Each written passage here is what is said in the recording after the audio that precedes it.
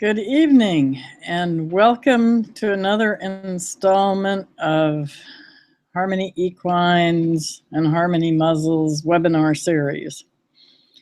Tonight we're going to be talking about gut health with a particular focus on probiotics and prebiotics. Gut health is a huge subject, and I will be doing an in-depth coverage of gut health in an upcoming university level course or course that we'll be giving online, and you'll get some information about that when it happens. So tonight's going to focus just mostly on the probiotics and prebiotics. And one of the reasons that the gut is so important to the overall health of the horse is that 2/3 of the immune system actually lives in the lining of the gut. So it lives in these things called Peyer's patches. And it also lives in something that gets called GALT, or gut-associated lymphoid tissue, which is just, all of these are big words for immune system compounds or components that live in the gut wall. So the job of the immune system in the gut is certainly to trap anything foreign that comes down, to check everything out that comes into the gut, and then to destroy things that are not supposed to be there. And that's part of the job of the immune system. The immune system behaves kind of like an army, and its job is to go out there and attack things that are bad for the body. The term microbiome is now part of the medical terminology. 15 years ago, 10 years ago, even, many of us that fed things like probiotics were considered to be quacks, and now it's one of the hottest research topics that there is. And there, if you want to read more about it, you can type in the word microbiome or microbiota, and that is going to bring up all kinds of research on the microbes that live not only actually inside us, but live all over us, in the eyeballs, in the ears, in the nose, as well as in the gut. So the microbiota, or the microbiome, is the ecological community of commensal, symbiotic, and pathogenic being not always so good, microorganisms that literally share our body space.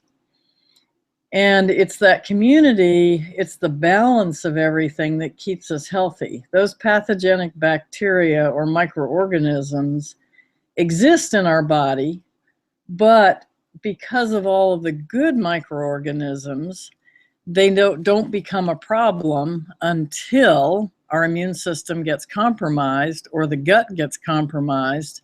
Then those pathogenic microorganisms can take over. There's very little equine-specific research, so a lot of this stuff is coming from humans. The good thing is that a lot of the research is actually human, and it isn't just laboratory animals. So we have some field research that's happening. So here's a couple of interesting facts about this microbiome. The number of genes, like everybody's talking about the genetic code and everything like that. The number of genes in all the microbes in one person inside your body is 200 times the number of genes in the human genome. And this microbiome might weigh up to 5 pounds. So we're all running around with 5 pounds worth of microscopic bacteria, yeasts, protozoa, all different kinds of things. Those live in our body. That's a lot of bugs. And that is really, there's over 100 trillion of these microbial cells. That's 100 trillion, that's a lot. And those microbes affect our actual physiology, our digestion, our metabolism, the type of nutrition that we're able to take into our body, as well as our immune system function. The microbiota is actually unique for every horse, every human, every dog, cat, animal, whatever. Each one is slightly different than another. So we'll do a couple of terms here. Prebiotic, we hear, is a term. Prebiotic and probiotic are the most common terms, especially when we talk about supplementation. Prebiotic are compounds that they are not bugs. They are compounds that support the growth or activity of the good bugs. So they act as food, they act as a place to live, they get digested or fermented by the good bugs, but they are not the good bugs themselves. Prebiotics, all prebiotics are fiber, made of some kind of fiber, but not all fiber is useful for the bugs to grow on. So not all fiber is prebiotic. There are certain fibers that are much better than others. The prebiotics don't get broken down in the stomach, in the acid stomach. They have to be able to pass through the acid stomach, and they eventually get broken down by enzymes or by the probiotics, the good bugs themselves.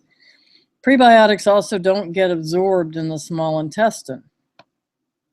So if they got absorbed, they wouldn't be there for the bacteria to live on. So there's a few examples here, all big words. You don't have to worry about the details of pronouncing them or even knowing exactly what they are, but you will see these words on your supplements because they get added to supplements so that the probiotics, the good bugs, have a place to grow once they get into the gut. The first ones, starting with inulin and the oligosaccharides, etc., are ones that are very good and very healthy to add. You'll see in products compounds that really are, they certainly act as prebiotics, but they aren't necessarily the healthiest things to be feeding our horses. Polydextrose is a compound that's made from corn, so it's genetically modified, and it's a totally chemically constructed product. And wheat dextrin is another fiber that is fairly chemically synthesized, and the wheat is not necessarily what we want to be feeding our horses either. Even though wheat itself is not genetically modified, a lot of the wheat that is used in this country is actually sprayed with the herbicide glyphosate, which is the same one that's used in the genetically modified grains, and it's used as a drying agent. So it's still present in the wheat once you start to process it. So I'm not looking for these to be on my label particularly, but they exist and they do function as a prebiotic. A probiotic is the actual living microorganisms. So they are supposed to arrive in the intestine in an active state. So they are actually alive. They function in the gut. They may, though, or may not actively reproduce and colonize the gut, which is why you very often have to feed your probiotics on a daily basis. Many of the compounds that we have available to us that are stable enough to live on the shelf, that are able to be put into a supplement, don't necessarily want to live in the gut or don't necessarily colonize it. So we just keep adding adding them on a daily basis because they support the growth of the other good bugs that do live in the gut. Probiotics also have a direct effect on the intestinal tract, and there is a tremendous amount of research on how the probiotics themselves, the good bugs, actually have a direct effect on the immune system. So not only are we helping to repair the gut by feeding probiotics, we are actually enhancing the immune system. And we are also improving the quality of the intestinal microflora that are already present in the gut. But the really important thing is that we are having a direct effect on the immune system. Some of the benefits of the probiotics are to protect the gastrointestinal tract, the GIT, by preventing bad bacteria from taking over. So if we have enough good bacteria, the bad bacteria can't get a foothold. And that's most of what happens. Some of those bad bacteria are out there, but there's plenty of good bacteria, so they just never have a chance to take off and do any damage. They can, as I said, act directly on the immune system. So if they strengthen the immune system, then that will prevent the bad bacteria from taking over, because the immune system itself will be acting against the pathogenic bacteria. The probiotics also can make compounds that have a direct antimicrobial effect, just like an antibiotic. So those bacteria can secrete compounds that kill off some of the bad bacteria. They compete for space, so just physically pushing them out of the way or overwhelming them. And some of the bad bacteria actually, as they break down, they release toxins. So the good bacteria, the probiotics, can actually inhibit or inactivate those toxins produced by the bad bacteria. The microbes actually also have other jobs to do. They don't just work on the immune system. They don't just work on the other bugs. We think that we are actually digesting our own food. That is not true. The 5 pounds of bacteria that's inside us, is actually doing most of the work.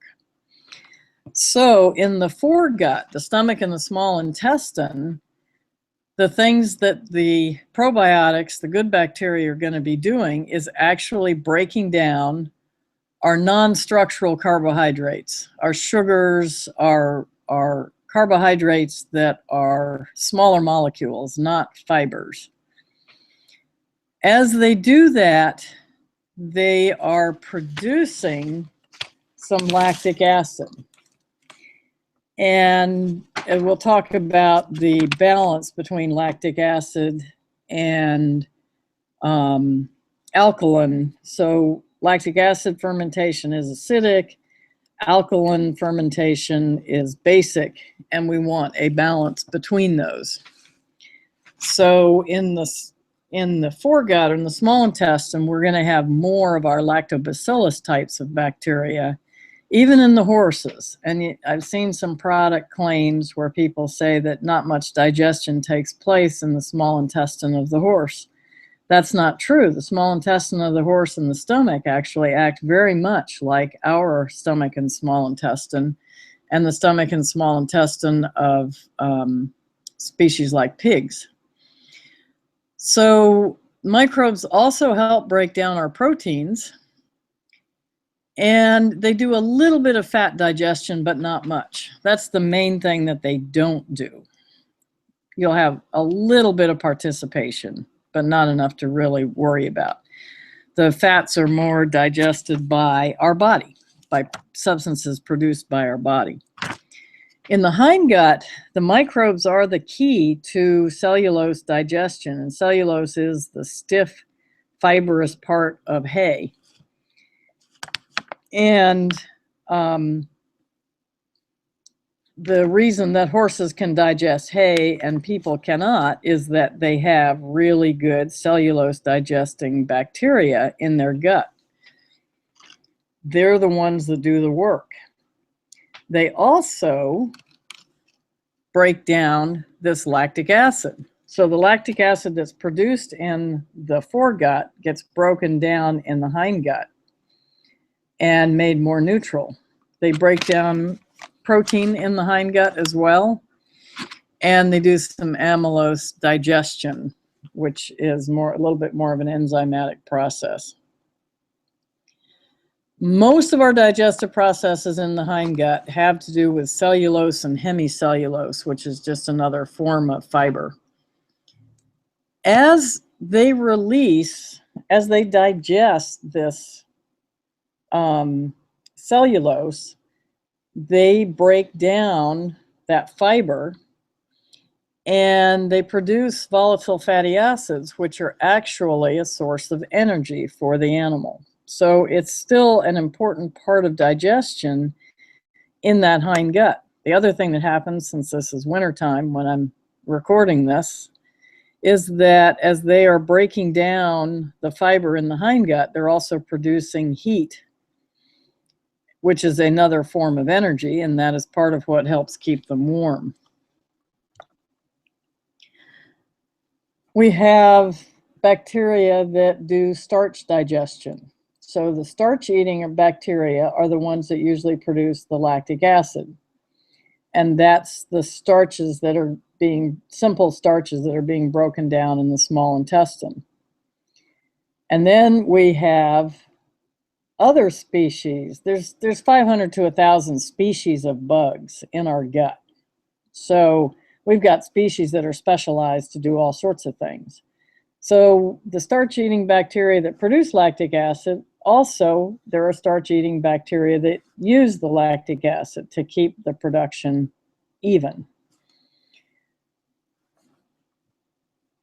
If you change your diet to have more starch, one of the things that the researchers have shown in the horses is that as they look at the stool and look at the bacteria, they'll see an increase in concentration of Streptococcus species. And there are all different kinds of bacteria, and there may be 30 or 40 different strains or species of Streptococcus. But by changing the composition of the diet, more starch or less starch, you will actually see the bacterial populations change. And the more research that's done, the more we're going to realize is happening. Bacteria also produce vitamins. They actually make vitamins. So there's different pieces of research that show different vitamins that are produced in the gut. Certainly our B vitamins are produced in the gut. Vitamin A can be produced, vitamin K. Essential fatty acids can be produced in the gut by the probiotics or the good bacteria. The probiotics also increase the digestibility and bioavailability of quite a few of our minerals. So if we take a mineral by itself and we try to eat some copper or we try to eat some calcium, it's not going to get digested very easily.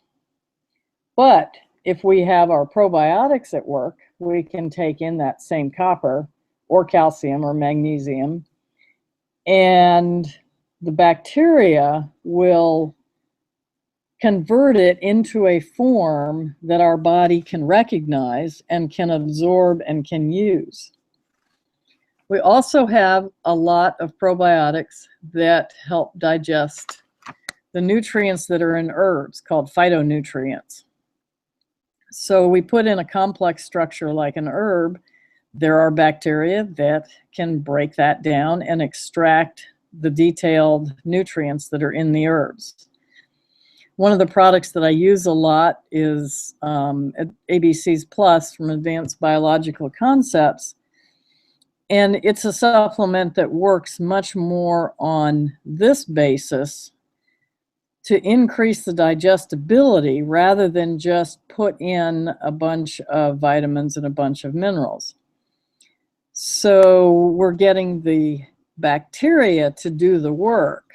So you might look at a product like that works like ABCs Plus, and you might only see a few milligrams of B vitamin, because it's not supplementing B vitamins, it's supplementing the probiotics so that they can do the work.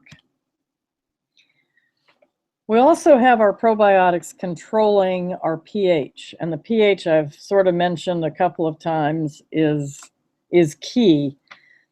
The pH balance changes as you go from the gut. So the stomach is supposed to be very acidic. The small intestine gradually becomes less acidic, and then the large intestine is neutral or even slightly alkaline.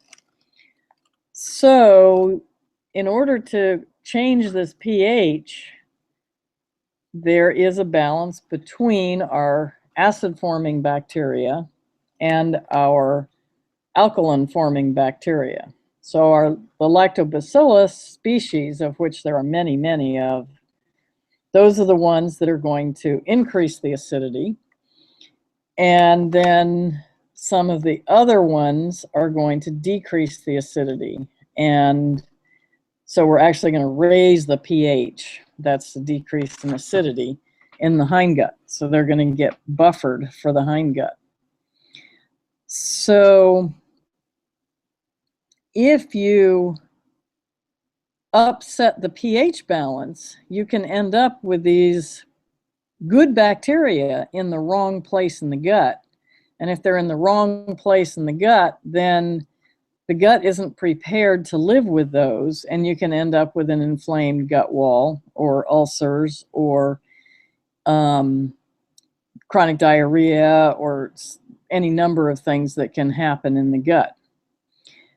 Advanced Biological Concepts Probi is more of a pH balancer than it is a true probiotic.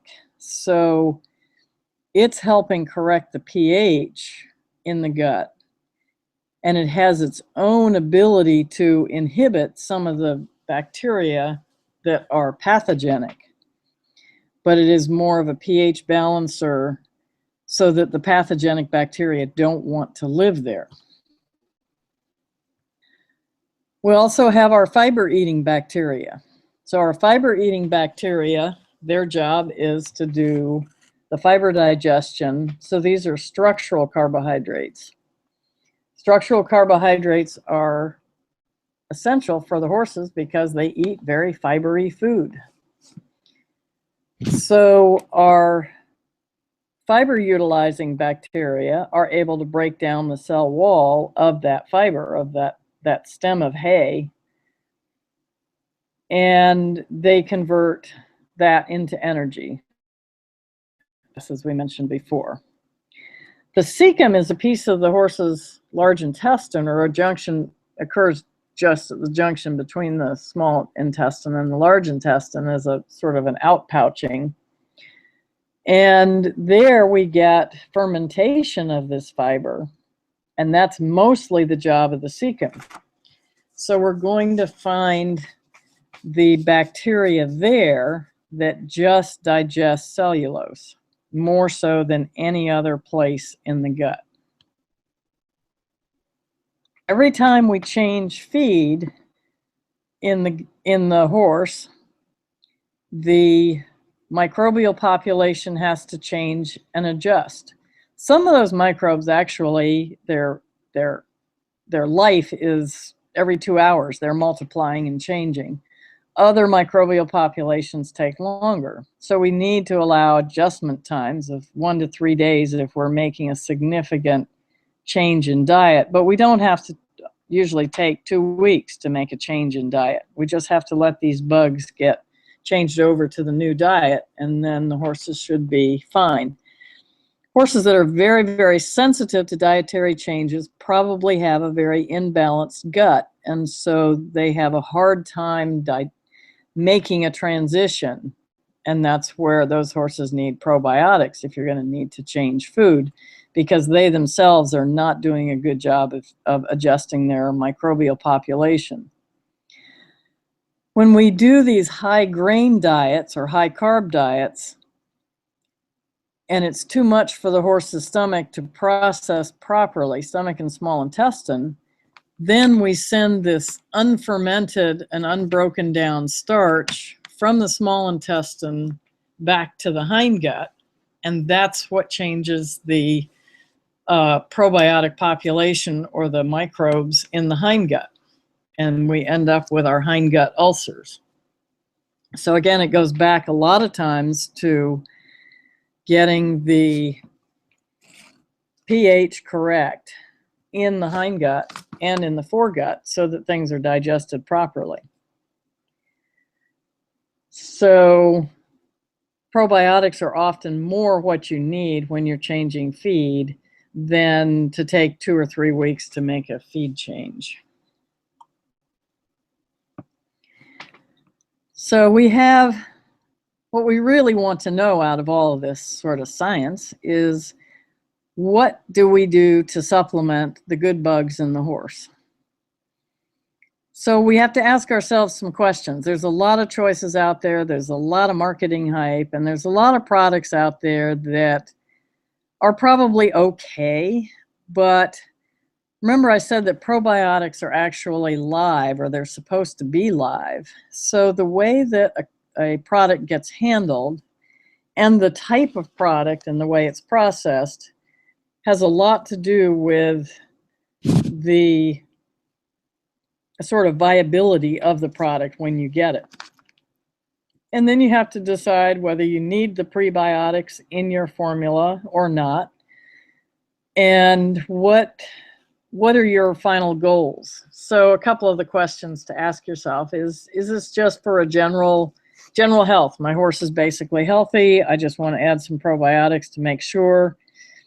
All you might need is some probiotics. You may not need something that has prebiotics. Are you trying to recover from a disease? And what has happened? Has there been a lot of antibiotic use? Has there been a lot of stress? Has there been a lot of traveling, a lot of change? Are we trying to help the gut cope with a high grain diet? And some of our high performance horses actually need a high grain diet in order to get enough calories into them. Many of our horses do not need a high grain diet, and if they don't need it, the first thing we want to do is take away a lot of the grain. But we do have horses that need a lot of grain in order to maintain their weight while they perform. So part of the reality of deciding what supplements to use is to realize that several studies have been done and are ongoing even with human products. And many of the commercial formulations actually don't contain a lot of what it says on the label. Some companies have a label called NASC, and it'll say NASC approved, and you can go to the NASC website and learn all about what a company has to do if they are NASC approved, which is it's a industry-based watchdog. And if a company is NASC approved, they have jumped through a lot of hoops, and what you see on the label is what you get. And they should have the full dose of everything that's on the label. Doesn't necessarily mean that that's a super high quality source. It doesn't necessarily mean that they haven't used genetically modified products or that they haven't added chemicals. All of that is allowed. There's no restrictions on how a company makes their product under NASC. But you know that if they have NASC approval, that everything that you get on the label will be in the product.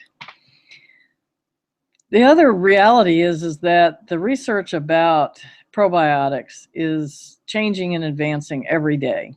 And literally things that are known today might be disproven tomorrow, but there will be lots of new knowledge tomorrow to help us out. And I think as much as over or in as little time as the next 5 years, we will probably have very specific products for very specific tasks. Even things, there's a natural microbiome in your eye. So maybe some of our antibiotic eye drops, instead of being antibiotics, will actually be a probiotic that is healthy for the eye.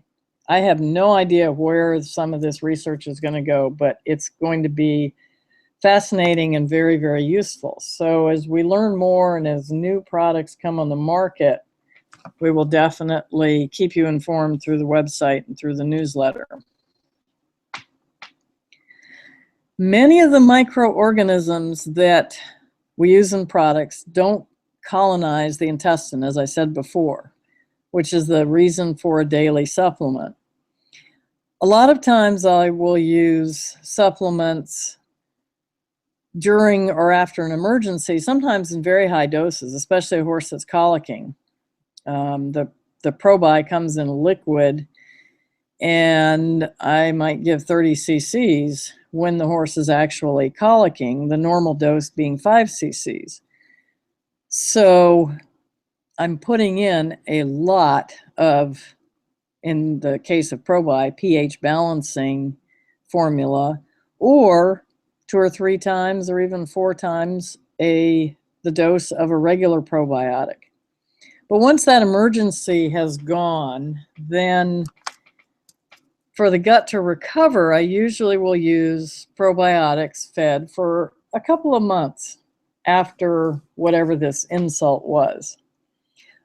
Might try to, or might continue to use them in individual horses for long periods of time, especially if I think their guts have had a lot of abuse in the past, or they're having a hard time recovering.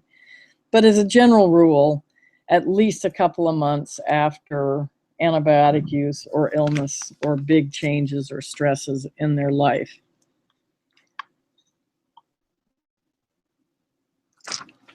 There's a lot of talk about host-specific bugs, and what that means is that the bugs are harvested from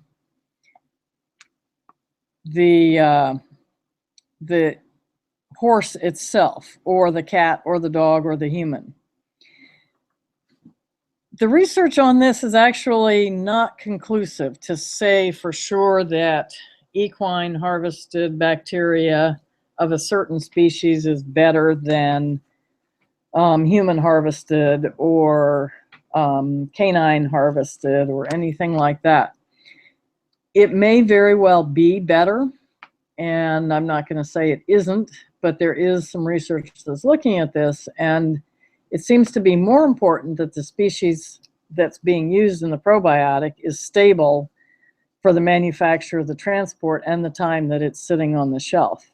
And for any probiotic, no matter what the company says, I'm not going to try and store a lot of them in a hot barn in the summertime. Many of these products are stable in the barn. If I have the ability to keep them in a cooler place, I will, just because I want to preserve as much of that live culture as I possibly can. Some of the ingredients that you're going to see in probiotics. What I'm looking for is, in my practice here, is compounds that are natural source, that are not genetically modified, and are not byproducts. But I also want to avoid things that are particularly sweet or sugary, because I deal with a lot of horses that have carbohydrate intolerances, laminitis horses, insulin-resistant horses, and things like that. So they have very sneaky ways of getting sugars into the products. So corn distiller grains with solubles, one, it's corn, so it's GMO, but the solubles mean that may have a certain amount of sugar, or corn sugar, or something that it's not even a starch. it's much more, it's much sweeter, converts to glucose much faster. And any of these products you can take and copy into your Google search, and you can read all about them. Sucrose is sugar. Dextrose is sugar. And some of these products have a lot of sucrose and dextrose in them and should not be used in many of our horses. Maltodextrin is another sweet type of compound. Sodium propionate is a preservative, chemical preservative. And vegetable oils are usually genetically modified. Of all of these things I've listed, they are probably the safest things to add in. Grain byproducts, most of those are genetically modified, and for some horses you don't need to add the extra grain into their food. I try to avoid the artificial flavoring, and I try to avoid proprietary ingredients. Those can be a little bit harder to avoid in that there are some products that really are basically very good and seem to work very well and are coming from companies who are ethical and making good quality products, and yet they still will use their proprietary ingredients. And so I just try to avoid them, but I don't necessarily discount a product based on that if everything else about it is good. There's a couple of yeasts out there that are in a lot of the equine products, and they do seem to be quite effective, and there is quite a lot of research on how they're used. So Saccharomyces, who knows how to say this exactly, cerevisiae, is a product that, or is a yeast that actually, it behaves more like a prebiotic. So we think of it as a yeast because it has a yeast name, but it's not active and it's not alive in the gut. It does support the other bacteria and the growth of the other bacteria, but it does not directly modify the immune system.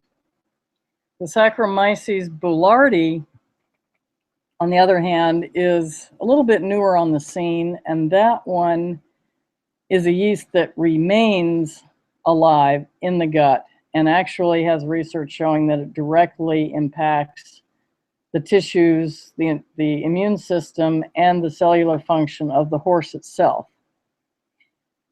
It doesn't naturally live in the horse's GI tract, and sometimes if you've had experience with yeast overgrowths yourself, you get a little bit concerned about feeding yeasts.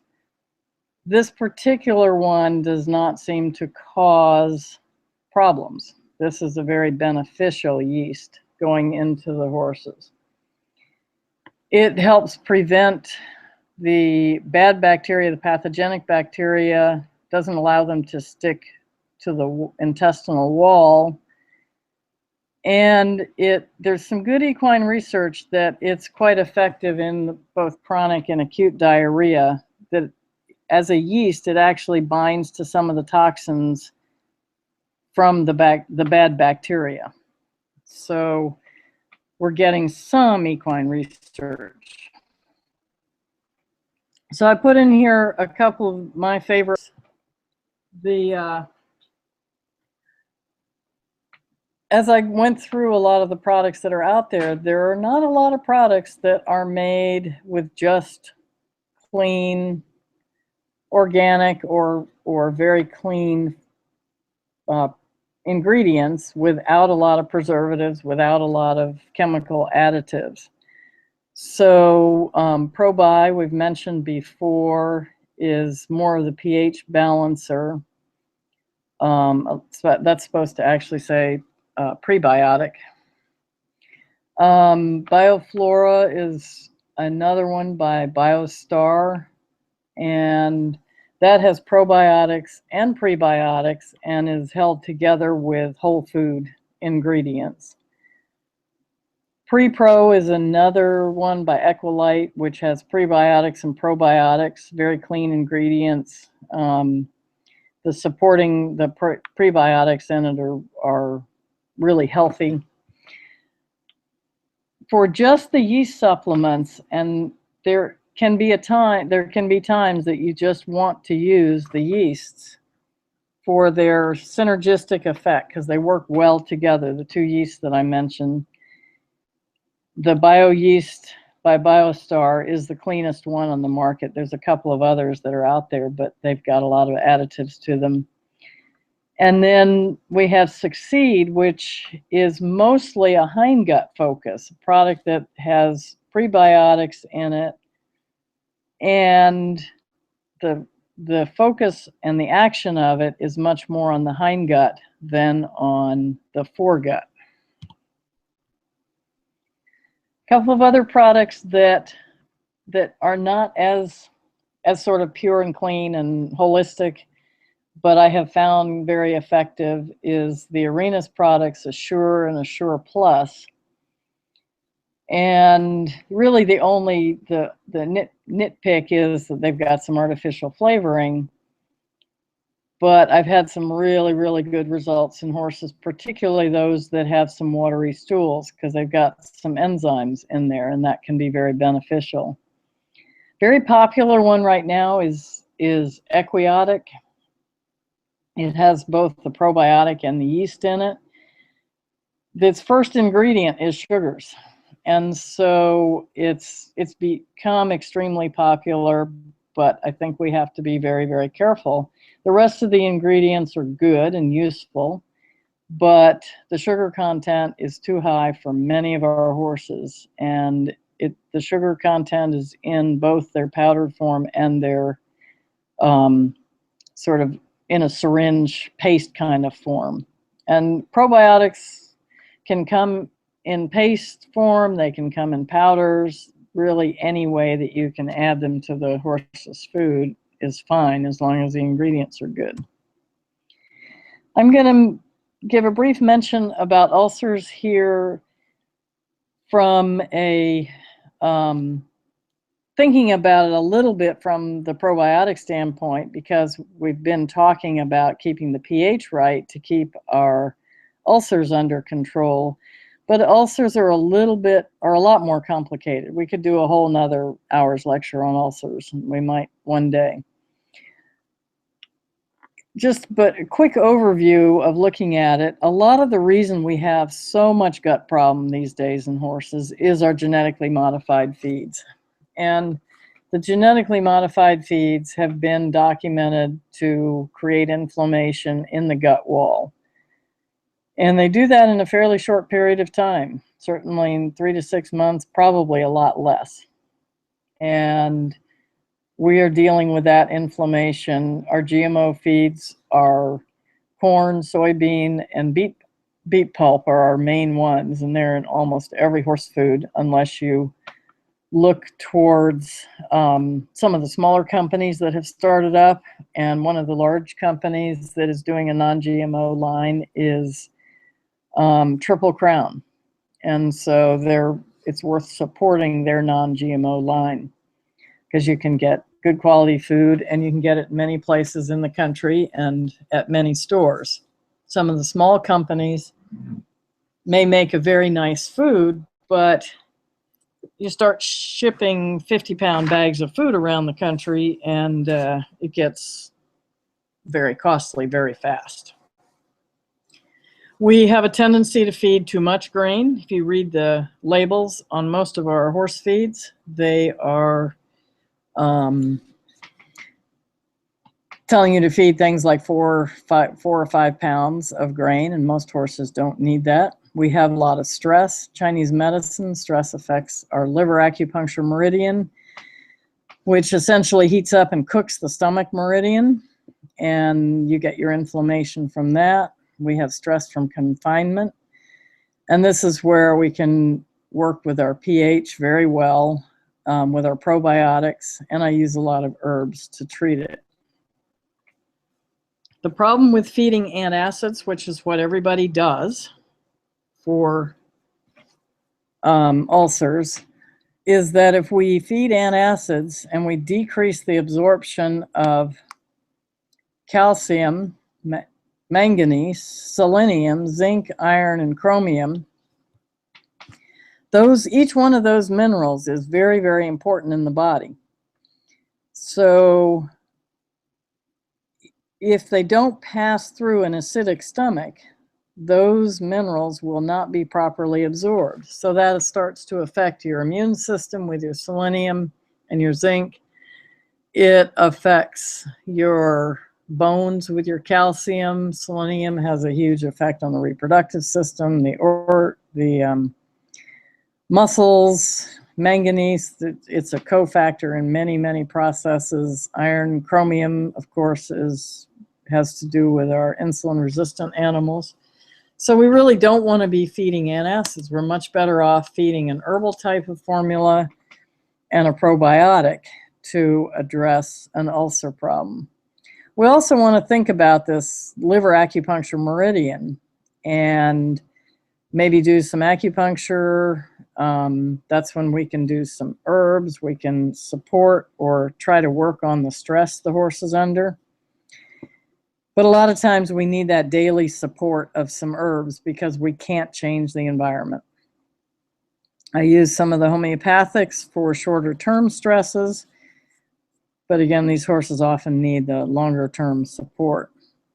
So a couple of the herbal formulas that I find that are really useful, one of my favorites is Digest Support by Hilton Herbs, the Tum Ease by BioStar, and their TheraCalm is a newer product that often works on stress. And so since stress is affecting the liver meridian, it helps with the ulcers by actually decreasing the stress. For many horses, though, you can do something really simple like some aloe vera juice, or distilled aloe at 2 to 3 times the human dose. You can get some marshmallow leaves or marshmallow root, again, 2 or 3 times the human dose. And that might be enough for horses that just need a little bit of support. I use a lot of Chinese herbs, and in general, those are best prescribed by a Chinese practitioner, and I definitely will work with people by telephone and in person on appropriate formulas. So you all have stuck in there for a rather long webinar. And like I said, this is truly, really just touching the surface of what we need to learn about the gut. So we'll never run out of things to talk about, and sometimes we get confused with a lot of options, but we can learn a tremendous amount and make a big difference. So enjoy the learning process, and we will take questions and hopefully come up with some answers. So we take the questions in the chat session, and there's should be a Q&A button. And the question is, do I have an endoscope to diagnose ulcers? I do not have an endoscope to diagnose ulcers. I will often, if I'm seeing the horses in person, I would look at their tongue and their pulse and do a Chinese diagnosis. And there is also Succeed makes a fecal blood test that you can use that I think is very effective. I think using an endoscope to diagnose ulcers can be very useful. It's also a big stress on the horse. And so if I feel confident of what's going on, I don't always use the endoscope, but I will definitely use the information if that is, if a horse has been scoped. Do I have an opinion of Fast Track? Fast Track is another, actually quite a decent probiotic, and I think that its ingredients are pretty clean. So that is another useful probiotic. How would I support a horse that's going to a week-long seminar that's a 7-hour trailer ride away? So what I would do is, starting a good week to 7 days, good 7 days ahead of time, even up as much as 10 days, is to make sure that I am on a good probiotic. And if there's going to be, I would take all my own food for a week-long seminar so that you're not changing anything. You can take your own hay for that period of time, so you're not making big changes. So probiotic, I would probably add some additional vitamin C, about 4 grams for a 1,000-1,500 pound horse, because the vitamin C is going to help protect particularly the respiratory immune system. And depending on how well the horse is likely to drink, I may even start them on some electrolytes a day or so ahead of time, so that their gut has plenty of water in it, so that because they'll actually drink a little bit of extra water if you start them on electrolytes. And if they don't drink while they're on the trailer ride, then at least they've gotten enough water in their system ahead of time.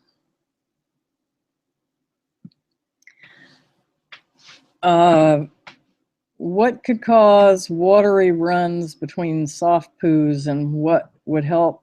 What would you recommend to help with this? This is a very common scenario, especially with some of the older horses, but it actually shows up in any age.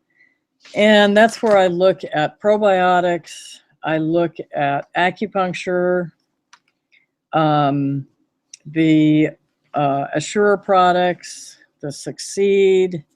Sometimes it varies. Some of the horses only need probiotics, and 2 or 3 months on probiotics, and that's all that they that will fix them up. Other horses, especially the older ones, a lot of times they actually need enzymes added to their food because their enzyme system has gotten old and they are not digesting as well. So that's the sort of thing that I do consults with, to help people sort out what's the best thing. But I would start with some probiotics, probably something like the Equilite Pre-Pro or the Assure. Is it okay to refrigerate probiotics? Absolutely. That's not a problem at all. And at this time of year, the refrigerator is right out there in the barn. But in the summertime, I think it's actually a good thing to refrigerate our probiotics. Farnham Digest Aid. A lot of the Farnham products, I haven't looked at that one specifically. A lot of the Farnham products have some additional ingredients that are usually not on my favorite list. If it seems to be working well, then certainly keep using it. And I'll have a look at that particular one. Have I used Ration Plus? Yes, I have, actually, quite a bit. And I didn't actually know that it was still around, but it's a very similar type of fermented product to the ABC's Probi, in that it's rebalancing the pH more and acting a little bit more as a prebiotic, and that's a very effective one. Senior horses that no longer eat hay, seems they have a problem with the high amount of senior feed they have to eat. Yes, and so what I try to do with our seniors that don't have very good teeth is to actually try and reduce some of the senior feed, because what's happening is they're getting too much carbohydrate, too much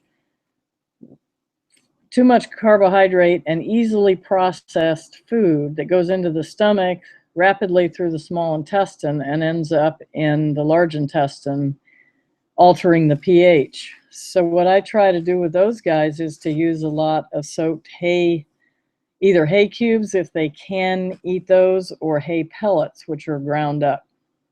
And the hay pellets will give them that fiber that they need for the hindgut, and it will slow down the amount of, it slows down the transit time so that the senior feed that they are taking in has time to be properly digested in the small intestine. I will also use fats and rice bran, and that's where sometimes, again, I have to use some enzymes of the older guys. And in order to get up calories without having to use tons of carbohydrates. And multiple feedings during the day, that can be beneficial. And some of them like more water in their food, some of them like less water. So you have to get the moisture content correct.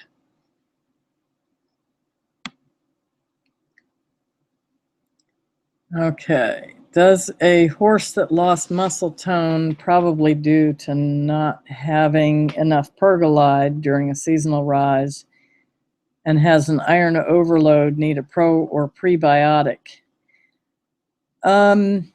That's really a little bit more a case to look at on an individual basis. You won't go wrong with feeding a horse that is a Cushing's type horse with a pro and prebiotic combination to give them as much benefit as you can.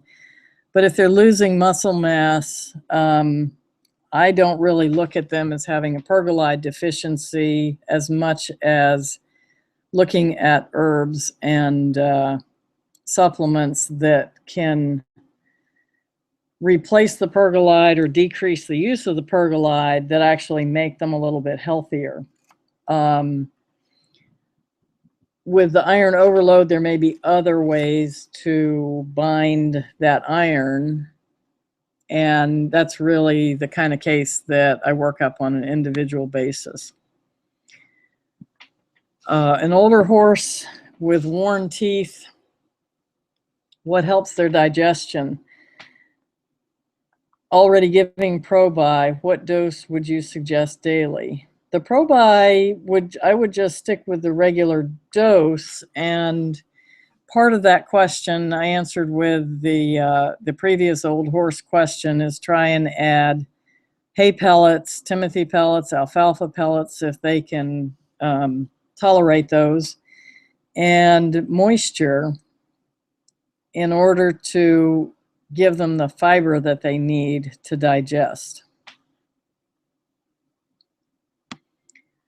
Is combat boots a good source of yeast? Yes, the combat boots actually can be a very good source of yeast. And that's basically a yeast-based product and is quite clean. Can't feed a probiotic every day due to a boarding situation. Is feeding 3 times a week effective? Yes, you can definitely feed probiotics 3 times a week or each time you go out. Probiotics don't have to go in there every day, and the better quality probiotics, they may not be colonizing the gut, but they're going to be living there for a couple of days anyway, so your 3 times a week will be beneficial. Not a problem. After ulcer treatment with Ulcer Guard, my horse got ventral edema. Do you think this could be related?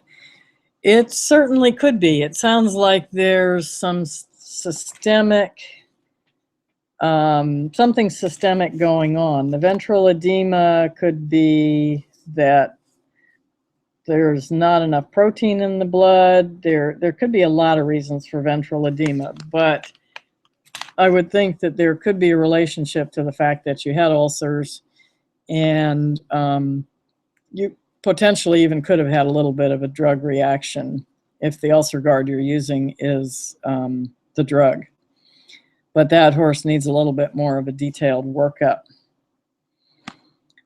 What is most helpful for weight gain in the older horse? The hay pellets, the use of fats, and more frequent feedings, as well as enzymes. A lot of the older horses really need some enzymes. So I often use the enzymes from Advanced Biological Concepts or from a company called Rightzyme, RitezYme. Those are my two favorites for those. ABC Plus or BioStar Optimum Senior, both of those are good choices, and you can take your pick, and that may be based on cost or on what your horse actually prefers to eat, but I would be totally fine with either one of those. Are you aware of chaff hay fermented with enzymes, alfalfa, and is this good for the gut? And yes, the chaff type hays or the fermented hays are, some of them are chopped, which is the chaff. Some of them are less chopped, and are even, some parts of the country are using baleage, and actually some parts of the world are using baleage a lot more than we are in most of the United States. And that is also a fermented product where the hay is harvested with a high moisture content, and the fermentation actually takes place within the plastic wrapping that they put around it. And all of those are good for the gut, whether it's coming from a baleage, a big hay bale, or whether it's coming from a chaff type hay. Just watch the product and make sure it doesn't have a lot of sugar in it. Some of them, they add a bunch of molasses too, which really isn't needed, but otherwise those can be a very good source. Opinion or comment on chia seeds. Chia seeds are great. They're anti-inflammatory. They're great for the immune system. They have a very positive effect on the health of the gut wall. So chia seeds are definitely very high on my list. I have them on the website because I really, really find them useful. 30-year-old horse that cannot eat hay or pellets is beet pulp is a perfectly safe choice, and I try to get the non-GMO Speedy Beet brand of beet pulp so that I keep my genetically modified ingredients to a minimum, but sometimes you don't have a choice, and Speedy Beet's not available in every part of the country. So you can use beet pulp as a fiber source, and it makes a good kind of prebiotic. And you can add that to an older horse. The only problem is that it doesn't have a tremendous nutritional content. So a lot of these guys need the extra, either some alfalfa really softened up in there, or some fats to get the real calories. And if they can do beet pulps, they can often do hay pellets soaked, well soaked and watery and sloppy. Will we receive a recording? Yes. Everybody that's on the list will get a link to the, or get a copy of the PDF, and the YouTube thing will be up on our YouTube channel, so you can rewatch it anytime you like. And have your friends come and watch it. Do I recommend flaxseed ground or whole? Flaxseed, absolutely. Flaxseed, chia seeds, hemp seeds are all excellent sources of omega-3 fatty acids. They're all good for the gut. Generally, whole flax seeds are fine unless the horse's teeth are compromised. The horses have good teeth and they're designed to eat the whole seed, but you can really use either one. If you use ground seed, it should be either stabilized as it's ground, or if you grind it yourself, you have to grind it, feed it, and then clean your grinder to keep the oxidized the oxidized flax out of the horse's diet. How much added fat is too much? The horse gets flax and cool stance thinking of adding camelina oil. You can definitely add some. Flax and cool stance are going to be giving you healthy fats and not necessarily just kind of the pure calories. The camelina oil is going to be adding a little bit more of pure calories to it. If you start to see your manure getting a little bit oily, you have added too much fat. And if you have an old horse and your stool is getting a little bit oily, then you probably need to add enzymes. But if you have a younger horse, you probably just need to cut back your amount of oil. Usually horses seem to be able to tolerate up to about a cup a day of a straight oil. What is my feeling about feeding black oil sunflower seeds as a fat source? They can be very useful. I'm not sure that feeding the seeds, the seed hulls, is always a good thing. The sunflower seeds themselves are absolutely fine. The hulls, I have a little bit of concern about. I've never really been able to find out what makes up the hulls and what the chemical makeup is. But where I see the hulls landing on the ground around the bird feeder, nothing really grows.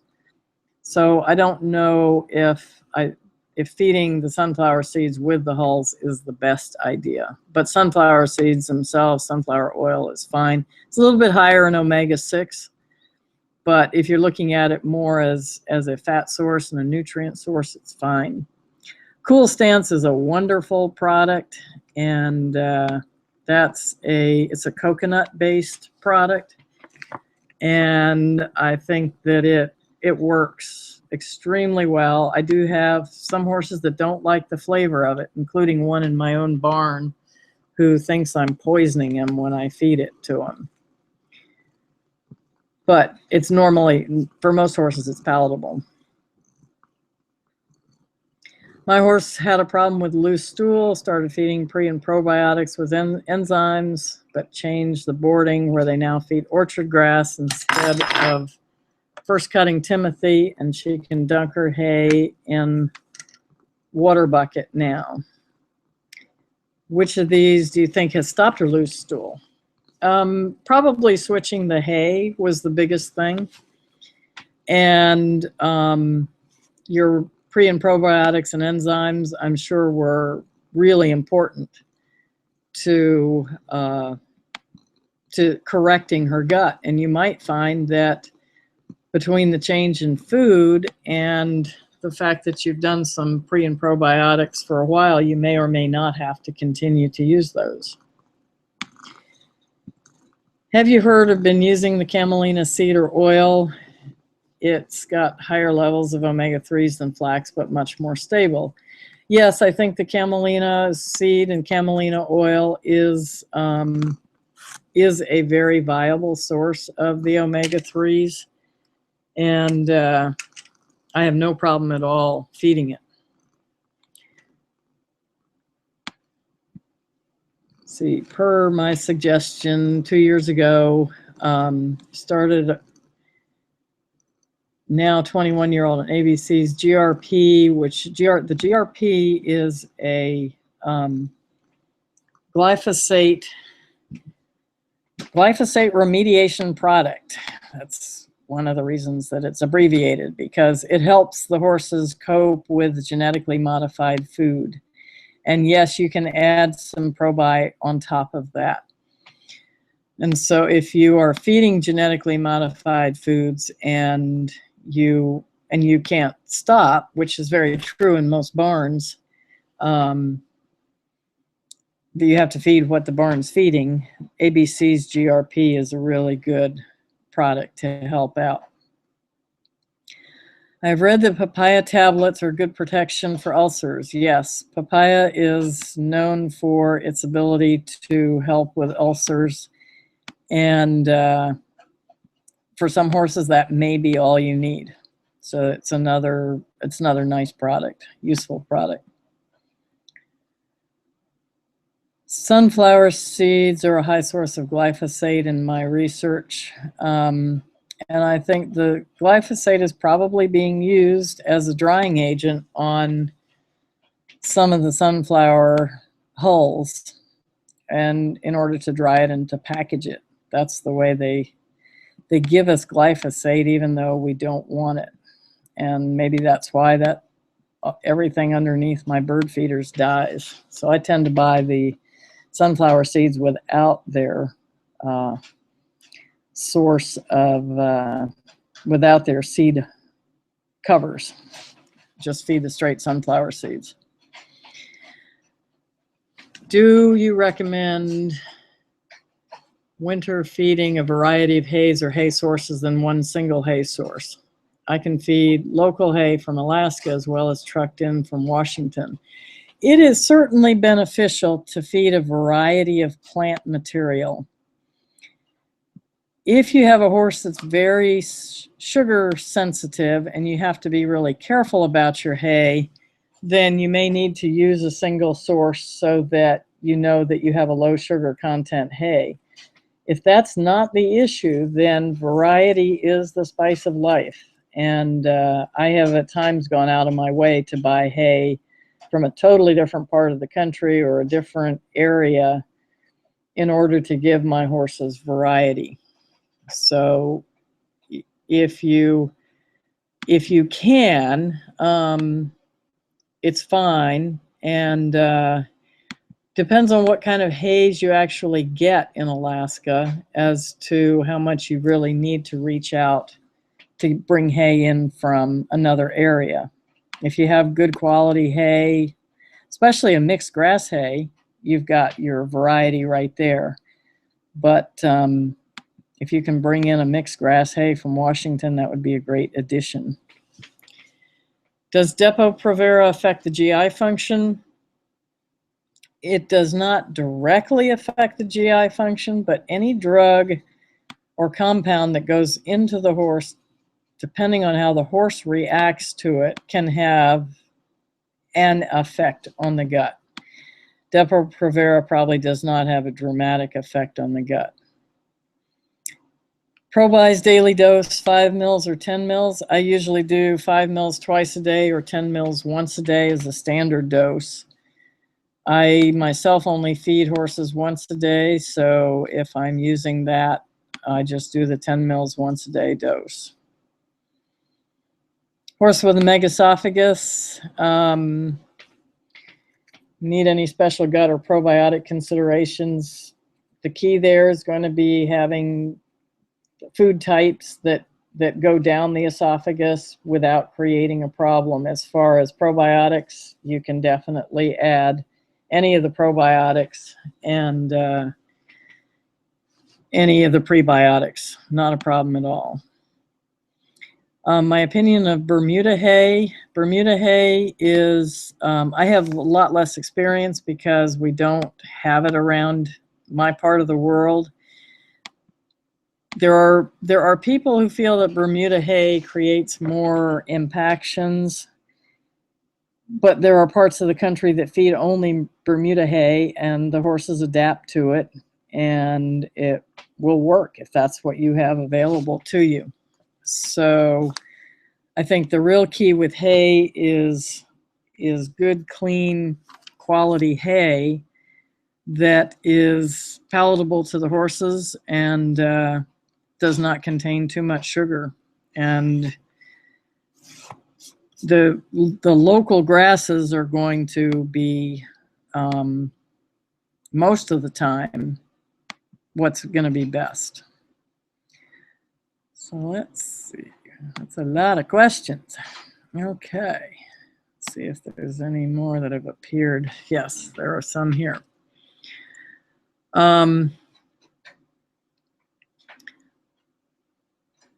So giving a few Tums before a ride is not a good idea. Correct. So Tums are a good antacid. And the Tums are not what we need to be feeding, because that's calcium carbonate. And we would be much better off either giving them a little bit of aloe before you go for a ride, putting them on some herbs. Even feeding a little bit of alfalfa is a better project. You're feeding a little bit of calcium in there, but you have a lot of the actual grass itself that that it kind of helps coat the stomach. And there is definitely some research that shows that alfalfa helps ulcers, but not pure Tums. I think I've already done that. The daily dose of Probi for an older horse would be the 5 cc's twice a day. Horses who can't eat hay, who are only on equine senior and have ulcers. The senior seems to bother them. That's the key. And the key is that you need that fiber with your soaked pellets so that you can actually reduce your senior to a minimum, because you've got all of the genetically modified ingredients in the senior, plus you have the processing. So the senior feeds, it's good that they can eat them because they don't have to chew them, but they are going to pass through the stomach and small intestine quickly and end up with those lactic acid producing bacteria in that hind gut. And you're going to end up with ulcers all the way along because the gut bacteria are out of balance. So my goal with those guys would be to use fats, rice brands, cool stance, that type of a fat calorie approach. Minimize the equine senior. Use alfalfa pellets, Timothy pellets, or some combination of those, or orchard grass pellets if you can get them, and soak them well, and you'll get that fiber through them. Then add some probiotics to it and some enzymes if you need to, but they don't all necessarily need the enzymes.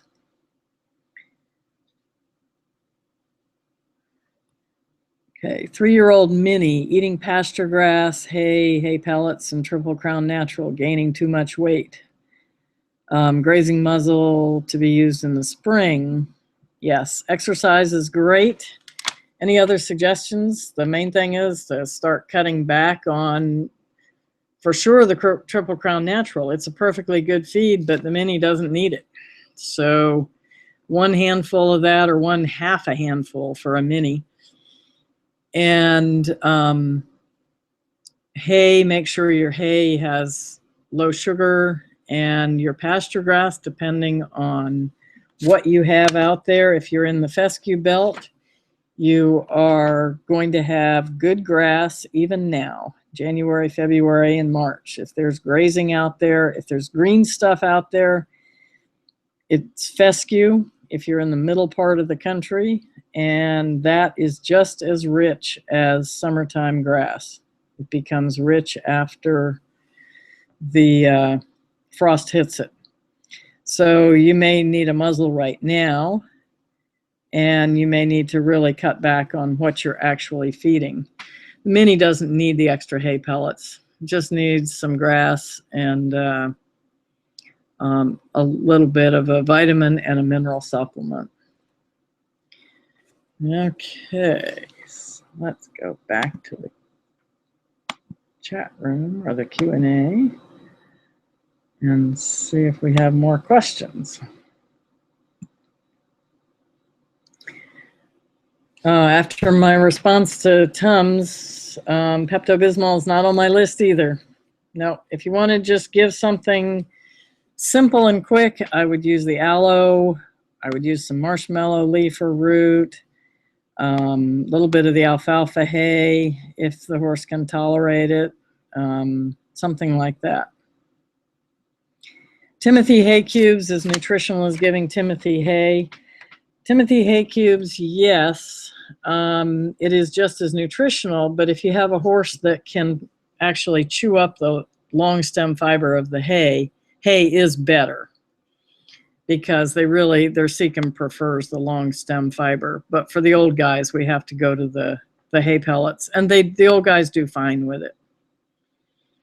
To tell if your horse needs enzymes, if your probiotics and your other gut health things are not working, then that's when I usually look at some enzymes.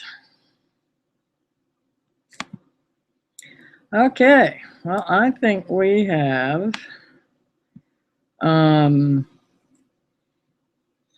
hopefully gotten everybody's questions.